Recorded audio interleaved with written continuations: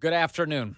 306 News Talk 105.9 WMAL, where we're making sense of the news. Coming up today, we're going to talk about the state of the economy, on a very important report out today on the fact is we've been in a recession. EJ Antoni updates us on that today, 4 o'clock. At 4:30, from the Loudoun County School Board, previously, former member, Tiffany Polifko will join us with an update on the chaos in Loudoun County last night as parents are saying, hey, what's the deal? An MS-13 member who was arrested for having a gun threatening to kill a classmate is now in the schools? What's happening here?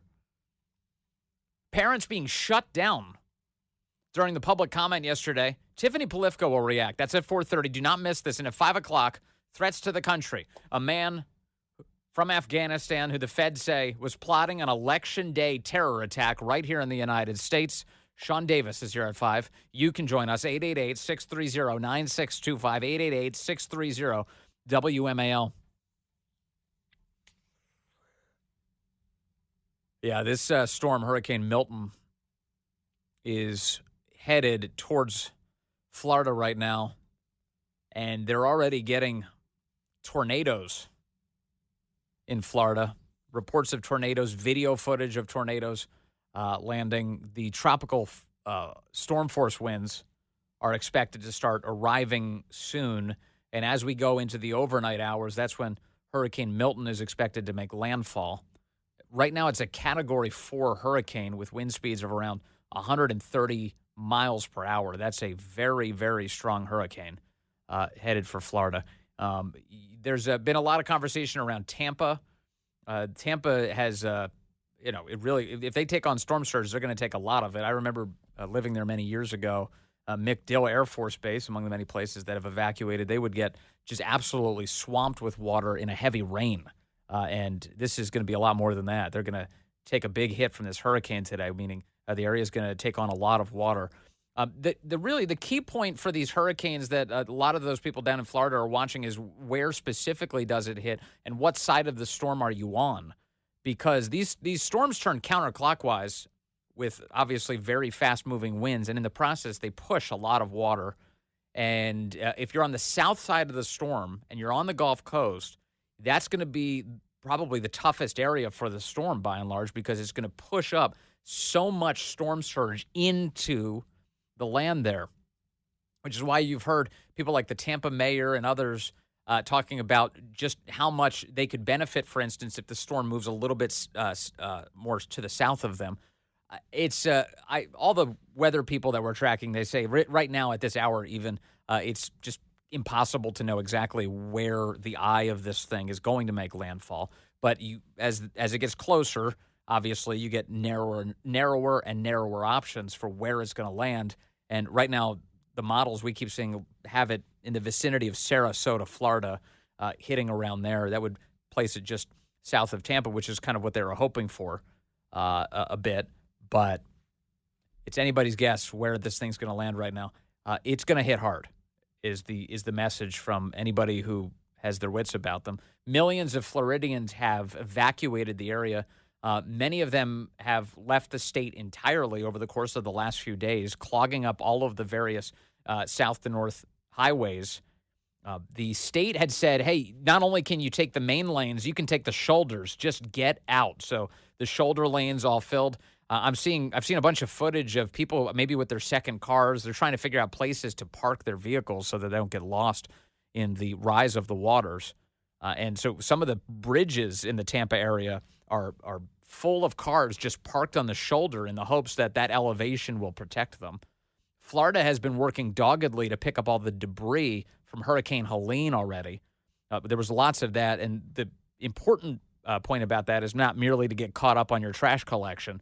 More importantly, it's to stop the projectiles from being available for the storm to throw, creating more chaos for the people who are down there. Of course, just like any storm, especially in Florida, you're going to have people who do try and ride it out there in some of the most dangerous zones. We do see some evidence of that. People are there and they're saying, I'm staying, I'm riding this thing out, and our prayers are with them as they have to endure this hurricane. But right now, isn't this the time where you want the most possible competence among the human beings who are tasked with helping you both prepare and certainly to recover? Well, yeah, that's obviously true. So if you're a Floridian, you have to take some comfort in the fact that Governor Ron DeSantis is in charge, who is the single most competent governor in the entire country, as evidenced by this experience over and over and over again when it comes to dealing with these natural disasters, with a hurricane. So it's good to have Ron DeSantis there. It's good that he's marshaling the resources of the entire state to do everything they can to try and, one, get people out, two, shelter them, and three, rescue them, and four, recover in the aftermath. So there's a lot to do, and I don't think Ron DeSantis is going to be doing much sleeping tonight, if at all. But meanwhile, at the federal level, you'd hope the federal government could provide robust support to this state full of precious American citizens. You'd hope. And so many of us are discouraged, of course, by the aftermath of Hurricane Helene, the presence of Hurricane Helene. It comes through in the southeast United States, kills hundreds, leaves hundreds missing. And then the federal government's response is, oh, yeah, we got some FEMA people in there. Maybe we'll get the military going. Maybe they'll do that days later. And the truth of the matter is on this subject, this is not misinformation, disinformation. It was civilians who were leading the rescue efforts in places like Western North Carolina in the hopes of saving lives, who are being confronted with all sorts of impediments by the federal government, by government officials who were telling helicopter pilots, you're not to do this. You're not to go in there and rescue people. Stay out of the zone. Elon Musk just said this past week, he's got, Starlink, right? Elon Musk has Starlink, which is an effort to, that's a technology that lets you connect to the internet via satellite. An amazing and life-saving technology that allows you to connect to your loved ones and, importantly, emergency services, so many things.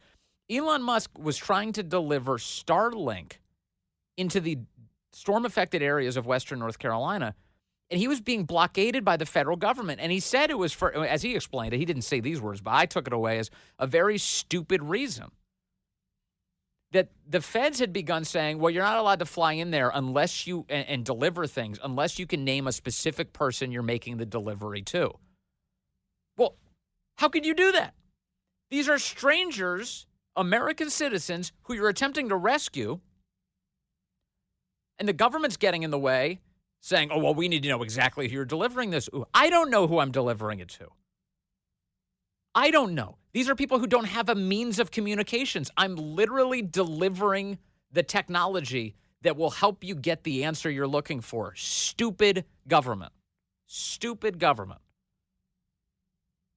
And luckily, Elon Musk is a big government contractor. He's one of the richest people on the entire planet, at times considered the richest, as far as we know publicly, man in the world.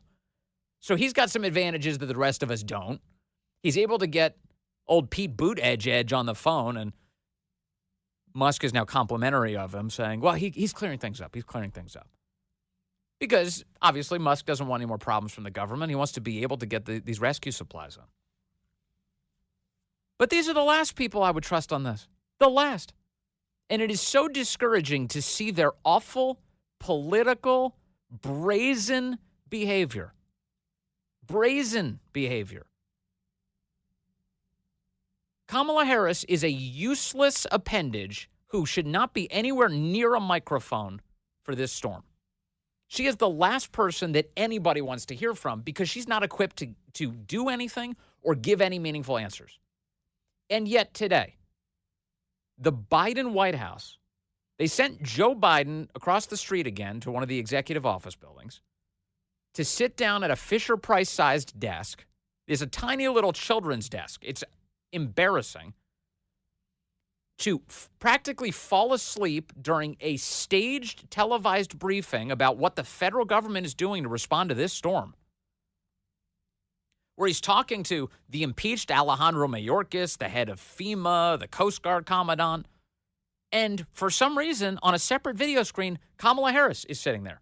And not only is she sitting there, she's chirping, she's speaking, she's asking questions, she's trying to look tough, she's trying to look like she's got everything under control. It is a campaign event at your expense where a woman who has no role is wasting everyone's time in a life-threatening emergency.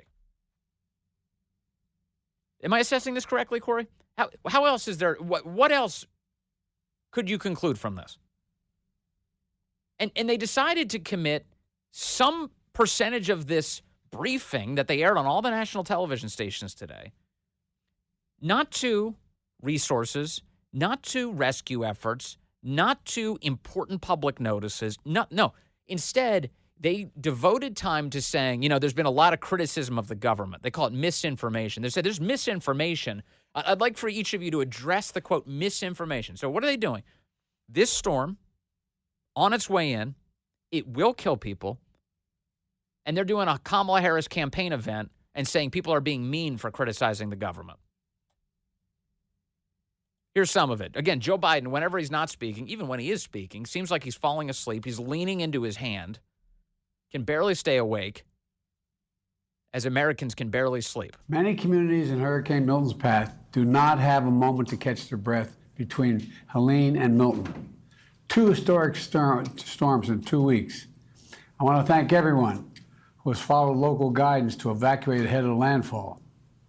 I know it's really tough leaving behind your home, your belongings, everything you own.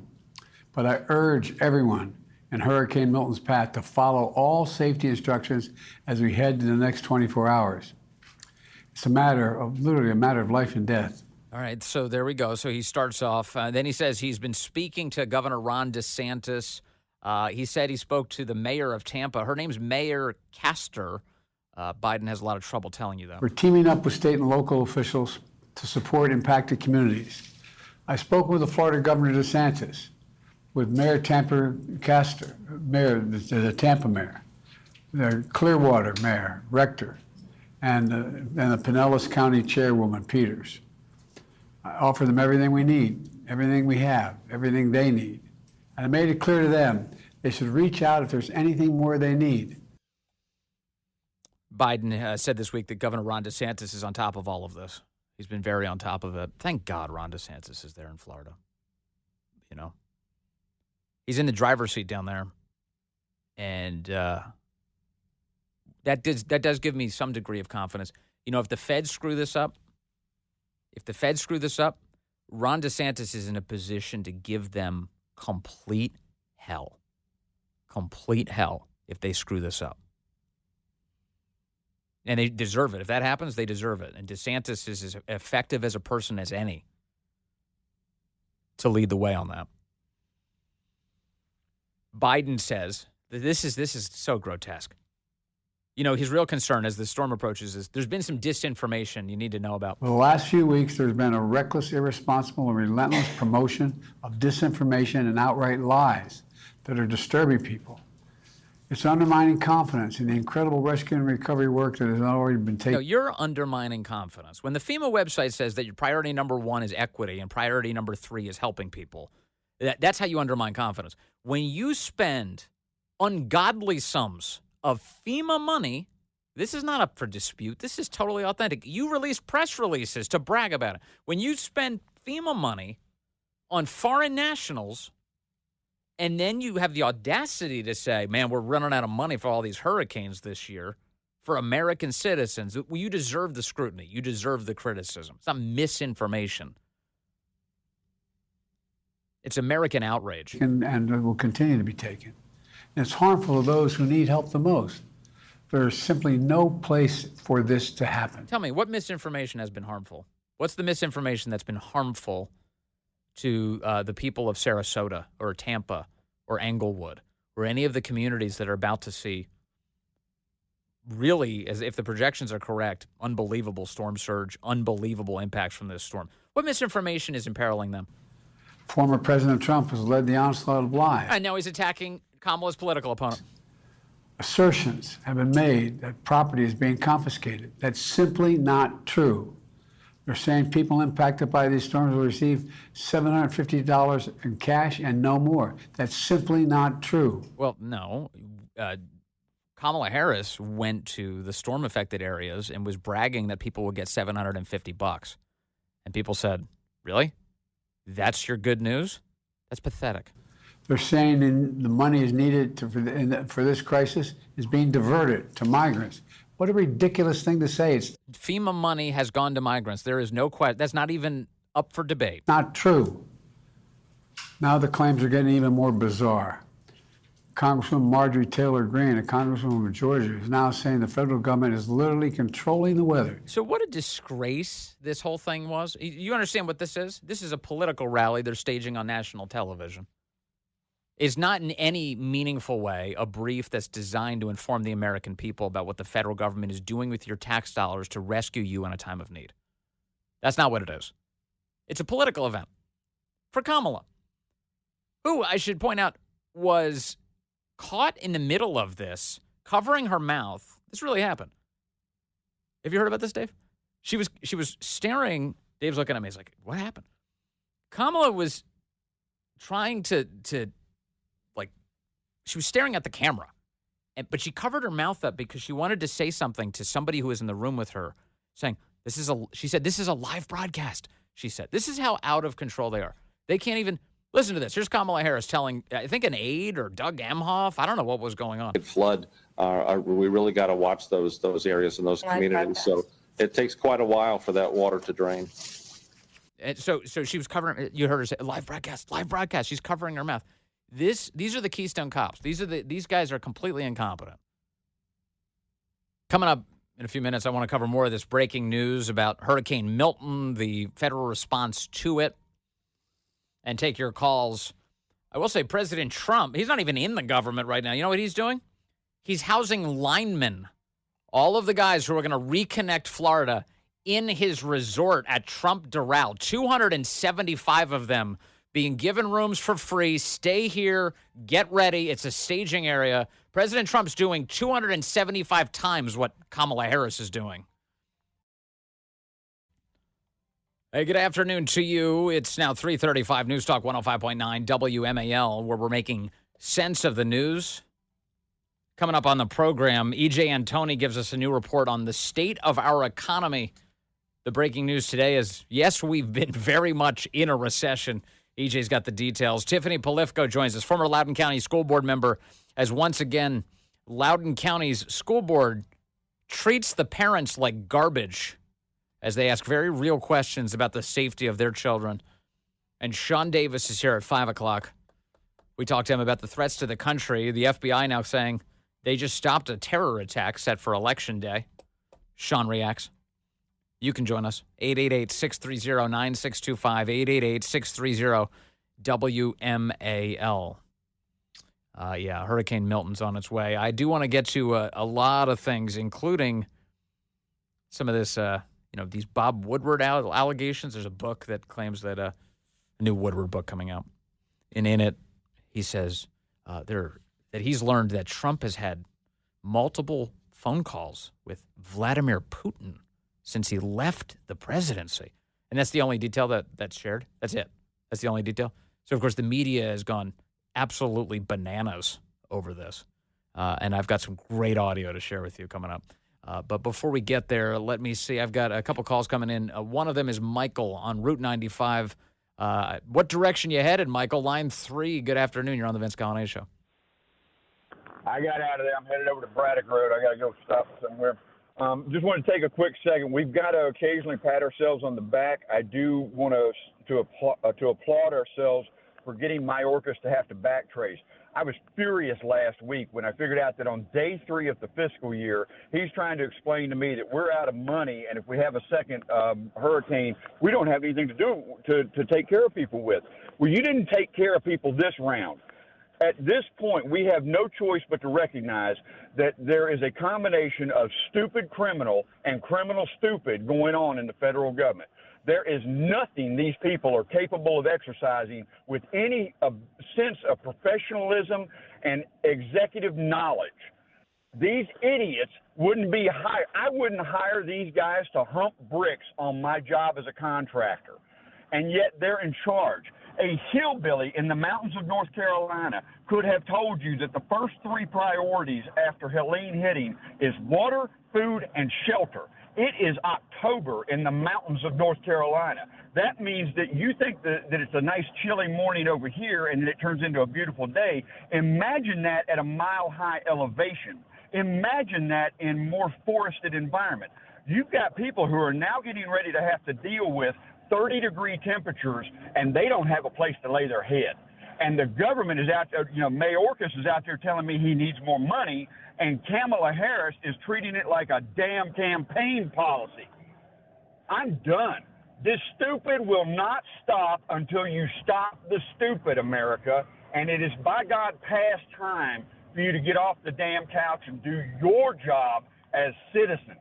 Michael, amen. Raising a beer to you today. Thank you, sir. Roger Appreciate that call. All right, that's Michael calling in, speaking for a lot of us. Let's see. Jim's in Naperville, Illinois, line 1. Jim, good afternoon, sir. You're on the Vince Coglianese Show.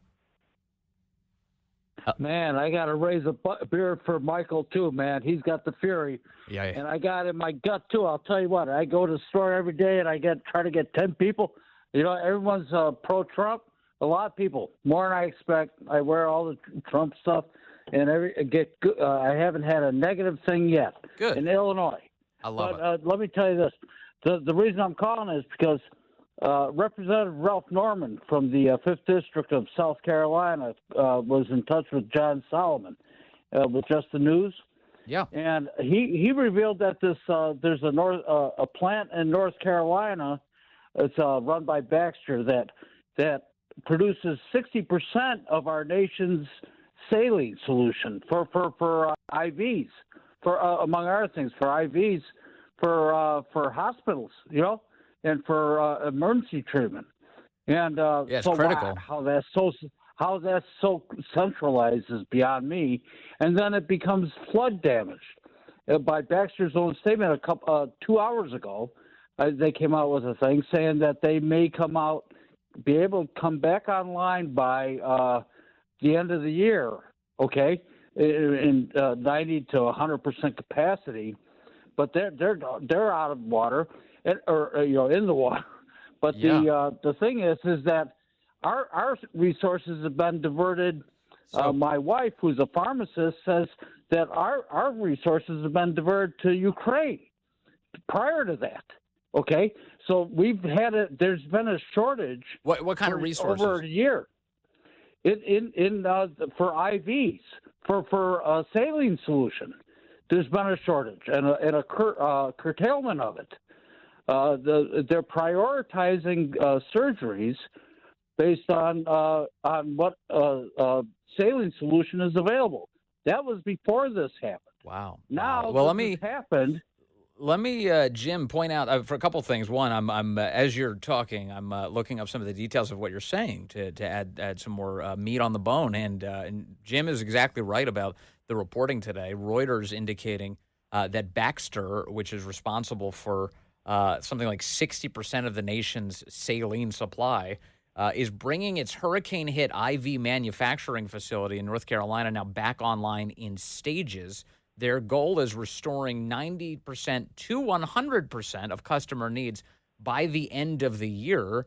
Their outage at their North Carolina plant was due to flooding from Hurricane Helene, and it could continue to limit the supply of IV fluids in the United States. The U.S. Department of Health and Human Services warned on Wednesday. The site, as I mentioned, makes 60% of the nation's supply of IV fluids and peritoneal dialysis solutions, if I said that correctly, or 1.5 million bags daily, according to the American Hospital Association. Hospitals are beginning to curtail elective procedures and are reporting that they are managing closely the solution that they give intravenously to each patient, they say in this report. So this is a big deal. This is a very big deal, Jim, and it's something to certainly be concerned about. Another thing. And why they didn't compensate for what we were giving away to Ukraine to increase production to compensate for it, so that America would be at 110%, the extra 10% in case another hurricane hit or some other catastrophe. Uh-huh. What happens when there's a real catastrophe? Yeah. Well, we're watching one right now. This administration. Yep. We're on the brink of war with this administration. Yeah, the abuse has to stop. We cannot count on the government for anything. The abuse has to stop, Jim. By this hurricane. All right, brother. Thank you, Jim. Lots of good information, and I'm right there with you. It's gotta stop, and you can vote these people out. That is the option, And it's just days away. So please use that. Would you exercise that option for me? I've got audio for you. Bob Woodward says that President Trump has been on the phone with Vladimir Putin some number of times since his presidency concluded. Now, Vladimir Putin, for those who don't know at home, is a world leader. He runs Russia, and President Trump has had conversations with him. Also, Woodward said in the book that this is a secret. Nobody knew this, but apparently Trump had sent some sort of COVID testing machine to Vladimir Putin in the thick of COVID in 2020. Okay. What am I supposed to do with that information? I'm supposed to be upset that happened? That sounds like great diplomacy, actually. Hey, don't worry, Vlad. I got you covered. We'll send a testing machine to you. You can screen yourself and the people around you. That sounds like great diplomacy. What's the easiest possible thing in the world, actually? So I'm for it. This is supposed to be a scandal? And so Trump's been on the phone with him, and the media are losing their mind about this. Let me first take you to CNN. This is CNN's Jake Tapper talking to Boris Johnson, former prime minister over there, about all of this. And Jake Tapper was trying to bait Boris Johnson into attacking Trump. Boris Johnson not only refused to take the bait, he said, Trump's awesome, and he's been really good when it comes to Russia. Take a listen to this. Congratulations on your new book. Before we get to that, I do want to ask you questions about some breaking news here in the U.S. There's some new reporting on Bob Woodward's new book, revealing some very, very candid behind-the-scenes conversations between world leaders. In the book, President Biden reportedly calls the Israeli prime minister a, quote, son of a bitch and a, quote, bad effing guy. You've met with President Biden at the White House. Does that ring a bell? Does that sound familiar? Well, look, I had great relations with Joe Biden, and, the job of the UK PM is the Prime Minister is to have good relations with all American presidents. All I can say is I think that in the normal stresses and strains of alliance and friendships between the UK and Israel, the US and Israel, you'd expect people occasionally to use intemperate language, but I don't think that really undermines the strength of our commitment. CNN is also reporting that in Woodward's book, according to a Trump aide, there have been multiple phone calls between former President Trump and Vladimir Putin, maybe as many as 7 since Trump left the White House in 2021. What's your reaction to that? Well, I don't know if that's true, and I'm certainly not privy to the contents of those sorts of conversations. What I can tell our viewers is that when I had dealings with President Trump over Russia, like when the Russians poisoned people in the UK, it was actually the Trump administration that really, they exceeded expectations. They expelled 60 Russian spies. It was the Trump administration that actually gave Ukrainians lethal weaponry, the Javelin missiles, to use against Putin's troops. So, people take their pick about this. I'd be interested to know what those conversations contained, if indeed they took place. As would I. Jake Tapper seems staggered by the response. He's like, actually, Trump was tougher on Russia than anybody. Next question. He's like, I'm not even sure if this is real, these reports that you're telling me about. So let me add that caveat, says Boris Johnson. Now, this came up today in the good old White House press briefing, which is a joke. And it was Coringe was speaking. Why are they sending Coringe out at all? To give us content. I guess that's why. But apparently Coringe has been suggesting that Trump was on the phone with Vladimir Putin, according to this report, and therefore it's very dangerous to the country that he may be undermining national security. Now, this is entirely speculation. She's just making it up. And Philip Wegman points out, wait a second, I thought you said you don't deal in hypotheticals. You're pretty consistent. You don't often speculate about hypotheticals, but today on more than one occasion, you've said that if it's true that former President Trump spoke with Vladimir Putin, then that's concerning. Yeah. I'm wondering, why is this administration willing to speculate about that in particular? I said if it's true. Speculation. It's speculation, but if it's true, because I knew, right? We all knew that you all will have questions about for us about the national security concerns, about our thoughts about this. And so if it is indeed true, right, we're talking about President Putin here. We see what's happening in Ukraine, Russia's aggression in Ukraine. That's about democracy. That's about Ukrainians fighting for their freedom. And we've heard the former president say and lobby against the funding for Ukraine. So yeah, if it is true, it is indeed concerning because we're talking about our national security here. So we want it to be very, very clear. And so I'll leave it there. This is unbelievable. What a clown show. So Philip Wegman's got her dead to rights. Wait a second. You always tell me you don't talk about hypotheticals. Why are you casting aspersions on Donald Trump from the White House lectern? Didn't you used to say stuff like, I can't talk about the election, the Hatch Act, et cetera, et cetera? And if it's true that Donald Trump is talking to Vladimir Putin, thank God someone level-headed is. Thank God if it's true that it's occurring. Oh, my gosh. So that's the update on that story. And so the White House is just straight up making up the idea. Once again, leading people to the conclusion that Donald Trump is a threat to national security, a former and perhaps future president of the United States, is a threat to our country. That's what the White House just presented you with. And then they get mad when you point out, like, hey, that rhetoric is over the top. People keep shooting at Donald Trump. Maybe you should slow your roll a bit, liars. And they say, well, how dare you? How dare you? It's Trump's fault. It's Trump's fault that he's being shot at. All right, let's take a phone call. I've got Dean calling in from Falls Church, Virginia on line 1. Hello, Dean. You're on the Vince Coglianese Show. Hello, Vince. Good to talk to you again. Yes, sir. Go for it. So what am I calling in about? Well, this issue in Loudoun County with the school board is a good segue into the far left stepping on the parental rights of parents across the nation, especially in the Northern Virginia area. We all know what they've done at school board meetings. They've shut parents down, reduced talking time, not allowed them in meetings. They've put them on hit list. They've gone after them, cost them jobs and careers, caused their kids all kinds of emotional distress.